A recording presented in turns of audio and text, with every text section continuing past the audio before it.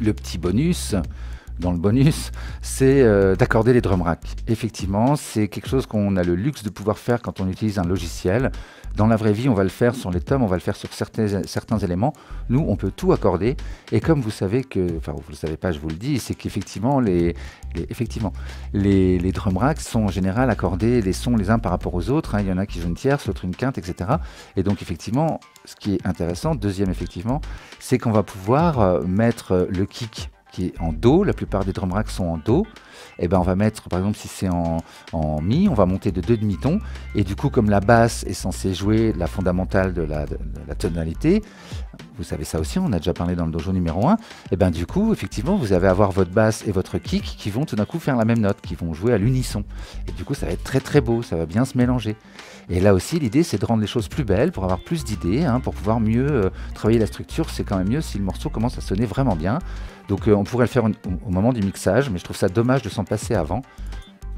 Donc on va le faire maintenant. Alors, c'est assez simple.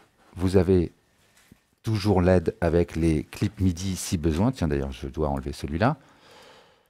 C'est bien, ils ont tous le même groove, c'est parfait. Donc les clips MIDI, effectivement, vous allez pouvoir accorder facilement parce que votre morceau, vous savez ici, le scale global, qu'il est en B mineur. Pas de bêtises. Oui, c'est ça, un B mineur. Là, c'est de la rythmique, donc forcément, il n'y a pas de tonalité. Hein, donc le scale s'éteint et le reste est en B mineur. Et donc, ma batterie est en C. Donc là, c'est assez facile, on le devine tout de suite. Mais sinon, vous vous souvenez tout à l'heure comment j'ai fait. Hein, je crée un clip vide et puis je vais voir les écarts qu'il y a entre mes notes. Donc si je dois atteindre le A, je fais comme tout à l'heure. Là, j'ai le C. J'ai un autre C le plus proche juste au-dessus. Donc forcément, je vais plutôt avoir tendance à décaler, que ce soit le sample ou là la batterie, vers l'écart le plus court pour moins la déformer.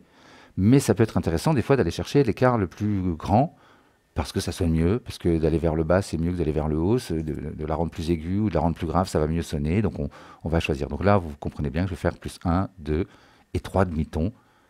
Non, moins, pardon. Ah ben, j'ai dit une bêtise, le C est là, et effectivement, je dis n'importe quoi. Et l'autre G... Qu'est-ce que je dis? Non, je suis en B.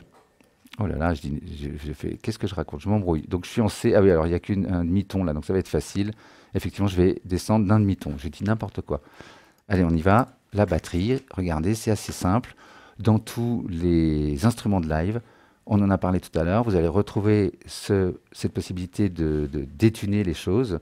Donc là, je transpose de 1 vers le haut, si je ne dis pas de bêtises. Mince. Voilà, je m'embrouille tout seul. C'est bien ça, hein, je suis en C, je dois aller en B, de moins 1. Voilà, de moins 1. Donc, moins 1 ici. Et regardez ce qui est intéressant dans le drum rack, ça marche aussi si vous avez des simplers, quels que soient les instruments. Vous faites un clic droit, copier valeur dans Sensor, et maintenant, toute ma batterie est accordée. Je vais vous faire écouter avec la basse.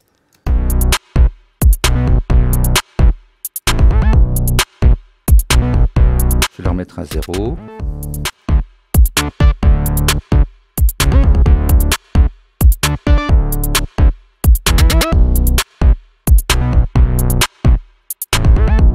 Sur la caisse claire, c'est flagrant. C'est vrai qu'on n'entend pas beaucoup le kick, mais en tout cas sur la caisse claire, c'est flagrant.